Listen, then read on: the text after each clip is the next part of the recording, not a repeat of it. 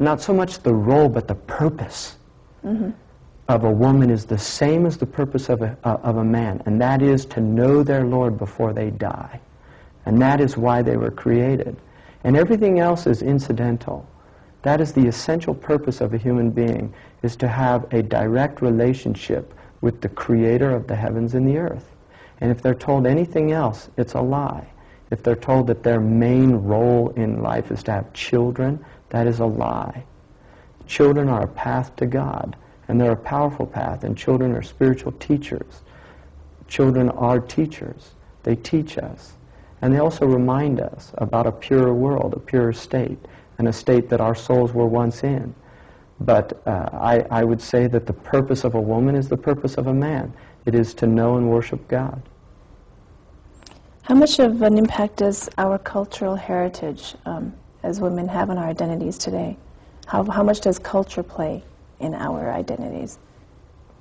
Well, the nature-nurture argument, I think that nature and nurture are both working together. Environment has a massive impact. If you grow up in Sri Lanka, you'll enjoy listening to a certain type of music that most Americans would have a really difficult time listening to, and vice versa. A Sri Lankan would be horrified at what people listen to in Los Angeles.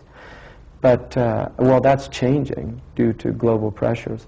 But there's no doubt that culture plays an incredible, has an incredible impact. And the stories of a culture. In our culture, I was raised as a Christian, and in the Christian culture, we're taught that Eve basically is the cause of the fall of man, which is alien to the Islamic belief, but it's central to the Christian belief, and this is why many Christian women, or post-Christian women, have abandoned Christianity because they don't like the idea of praying to a father. They don't like the idea of a male God. And this is something that is alien to Islam. Islam has no understanding of a male God.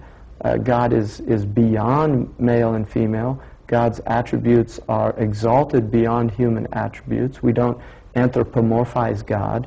God is called a king in the Quran, Malik, which tends to be a male attribute. But he's also called Al-Wadud, which is the word for a loving wife. He's also called Ar-Rahman, which is the merciful, coming, and the word for womb is derived out of that word, Rahman. So the Muslims have always understood that there are what are known as Jamali and Jalali attributes of God, beautiful and majestic. And they've always seen them in terms of that women are a manifestation of divine beauty, and men are a manifestation of divine majesty. And outwardly and inwardly it's reversed. Inwardly women have divine majesty as the attribute that's manifesting in them, and inwardly men have divine beauty.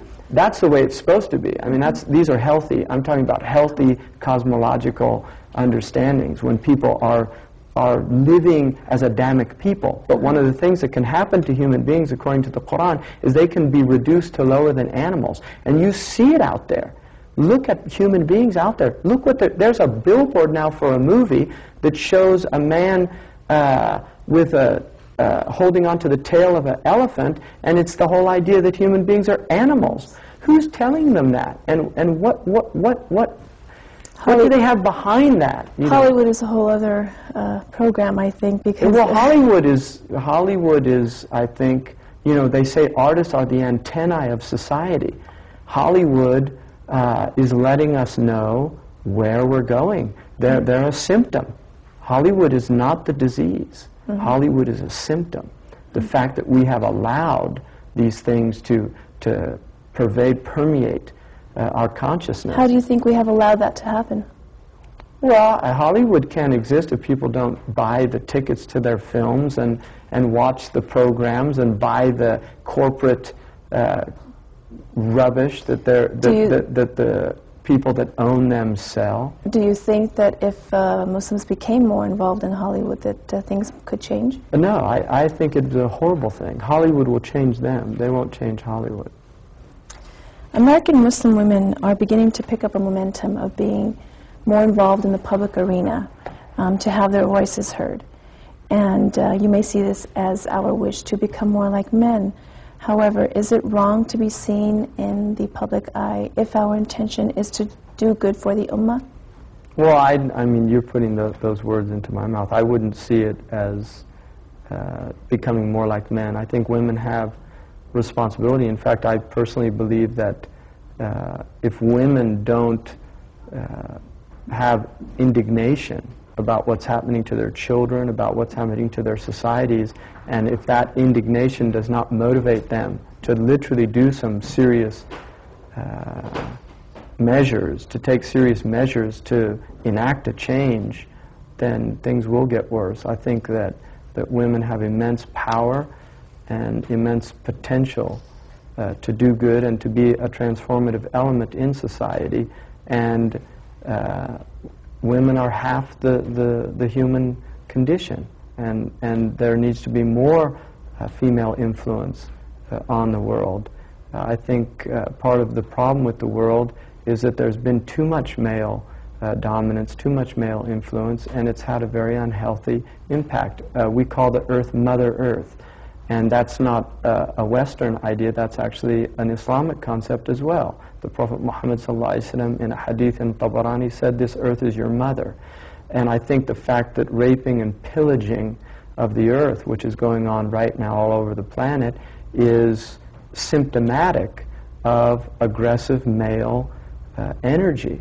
And that if that male energy is not tempered by the humanizing element of the female, of the mother, of getting the milk of human kindness, that we will continue to do this until we destroy the viability for human life on the earth. And I think that the criminals behind that will be men. They will not be women, unless we see women as complicit in the crime by their silence. So I don't believe that at all. I think women have to do something, and I think there's signs of that. I think that there's women in this culture that have done extraordinary things. We have a history of women, not just in the West but in the Muslim world. That there's a beautiful story of an Andalusian woman. She was a poet who was so distressed by the tyranny of a governor in her province that she wrote a poem to the caliph. And in the poem she said, "What do you say about a shepherd who's eating his flock?" And the poem was so powerful, she sent it through a messenger to the caliph, and when he read the poem he was moved to tears, and he actually went to that city and ascertained indeed that the governor was oppressing the people, and he removed him, and that was from the poem of a woman. That is a beautiful display of political dissent at the highest levels, and shows you the sophistication of the people, not just the men, but the sophistication of the women, to actually protest in poetry, and to have that poetry move the ruler to the degree that he would do something, is a testimony to what type of people they were. Let's talk a little bit about issues where women seem to not have as much power, as you could say.